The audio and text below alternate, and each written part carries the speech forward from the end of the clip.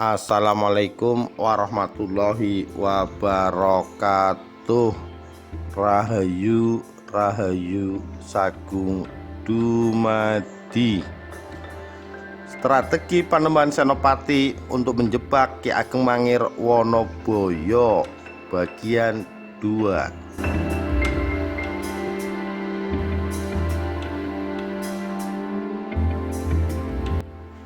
Tewasnya Ki Ageng Mangir Wonoboyo.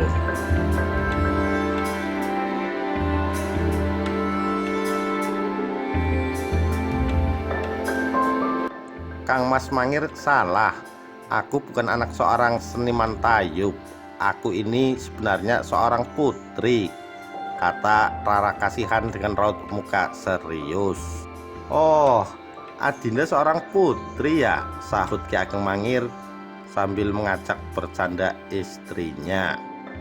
Maaf Kang Mas, aku bicara sebenarnya. Aku ini memang seorang putri dari kerajaan Mataram, kata Rara Kasihan menegaskan. Kalau begitu, apa Adinda ini putri dari Panembahan Senopati? Ki Ageng Mangir Wonoboyo balik bertanya. Benar Kang Mas, aku ini putri sulung Panembahan Senopati. Namaku yang sebenarnya adalah Rara Pembayun. Aku ditugasi ayahku untuk mengambil senjata andalan Kang Mas, tombak baru kelinting, jawab Rara Kasihan yang tidak lain nama samaran Rara Pembayun. Apa? Adinda putri sulung Panembahan Senopati, Rara Pembayun? Seru Ki Ageng Mangir sambil bangkit dari tempat duduknya. Ki Ageng Mangir Wonoboyo tentu sangat terkejut setelah mengetahui bahwa ternyata Rara Kasihan sebenarnya Rara Pembayun, putri sulung Panembahan Senopati, musuhnya selama ini. Akan tetapi Ki Ageng Mangir Wonoboyo juga merasa sangat bangga karena mampu mempersunting seorang putri dari orang tersohor dan sakti. Setelah emosinya mereda, Ki Ageng Mangir Wonoboyo mendekati Rara Pembayun. Adinda Pembayun, siapapun kamu, aku tetap menyayangimu, kata Ki Ageng Mangir Wonoboyo dengan suara mesra. Maafkan aku Kang Mas, aku telah berbohong kepada Kang Mas selama ini, sahut Rara Pembayun sambil mengusap air matanya. Adinda Pembayun, pasti aku maafkan dirimu. Aku sudah terlanjur sangat menyayangimu, jawab Ki Ageng Mangir Wonoboyo menghibur istrinya. Sekarang aku pasrah dengan Kang Mas. Aku siap mendapatkan hukuman jika dianggap bersalah, kata Rara Pembayun dengan menangis sesenggukan. Tidak Adinda, aku tidak mungkin menghukummu.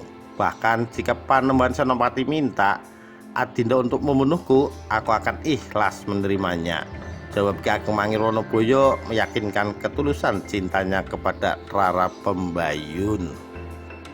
Kang Mas Mangir, aku tidak mungkin membunuhmu. Aku sudah terlanjur mencintaimu sekarang, kata Rara Pembayun kepada suaminya. Sudahlah Adindaku, berhentilah engkau menangis. Mari kita pikirkan apa yang harus kita lakukan sekarang, ajak Ki Ageng Mangir Wonoboyo kepada istrinya. Kang Mas, bagaimana kalau kita berdua menghadap ayahku? Nanti aku akan memintakan ampun kepada ayahanda agar Kang Mas diampuni, kata Rara Pembayun. Baiklah kalau itu keinginan Adinda, jawab Ki Ageng Mangir Wonoboyo dengan kening berkerut. Pertimbangan inilah yang kemudian mendorong keputusannya melakukan permintaan Rara Pembayun. Ki Ageng Mangir Wonoboyo dan Rara Pembayun dengan beberapa punggawa berangkat menuju kerajaan Mataram. Sebagai seorang yang telah melakukan pemberontakan, perasaan Ki Ageng Mangir Wonoboyo tetap tidak merasa nyaman. Bahkan senjata andalannya, tombak baru kelinting, berkali-kali memberi bisikan gaib agar Ki Ageng Mangir Wonoboyo membatalkan rencananya pergi ke Mataram. Ketika sampai di suatu desa, Ki Ageng Mangir Wonoboyo meminta rombongannya beristirahat sebentar.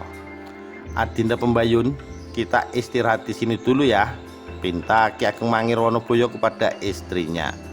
Baik Kang Mas, aku juga sudah merasa lelah, jawab Rara Pembayun. Di desa terdekat, Ki Ageng Mangir Wonoboyo mengemukakan keraguannya kepada Rara Pembayun. Apakah benar Panembahan Senopati nanti akan mengampuninya? Dinda Pembayun, bagaimana kalau kita kembali saja ke Mangiran? Tanya Ki Ageng Mangir Wonoboyo kepada istrinya. Kang Mas Mangir, mengapa berubah pikiran? Rara Pembayun balik bertanya kepada suaminya. Saya tidak yakin Dinda kalau Panembahan Senopati akan memaafkan saya, jawab Ki Ageng Mangir Wonoboyo dengan suara lirih. Percayalah kepadaku Kang Mas Mangir, ayahanda orang baik, ayahanda pasti bersedia memaafkan Kang Mas. Rara Pembayun mencoba untuk meyakinkan suaminya. Akan tetapi firasat saya tidak seperti itu Dinda, jawab Ki Ageng Mangir Wonoboyo dengan suara agak keras. Kang Mas sudah tidak mempercayai saya lagi. Baik, saya izinkan Kang Mas kembali ke Mangir, tetapi saya tetap akan melanjutkan perjalanan ke Kota Gede, jawab Rara Pembayun dengan nada lebih tinggi. Maafkan saya Dinda kalau tadi bicara sedikit keras. Bukannya saya tidak percaya kepada Dinda, melainkan saya merasa tidak akan dimaafkan oleh ayah Dinda Pembayun jika sampai di Mataram nanti, jawab Ki Ageng Mangir Wonoboyo dengan suara lemah lembut. Sekarang keputusan Kang Mas bagaimana? Apakah akan tetap melanjutkan perjalanan ke Kota Gede? Tanya Rara Pembayun kepada suaminya. Saya akan tetap meneruskan perjalanan ke Kota Gede Dinda, meskipun hati kecil saya terasa nyaman jika sampai di sana nanti, jawab Ki Ageng Mangir Wonoboyo. Kalau Kang Mas Mangir masih ragu, lebih baik pulang, saran Rara Pembayun kepada suaminya.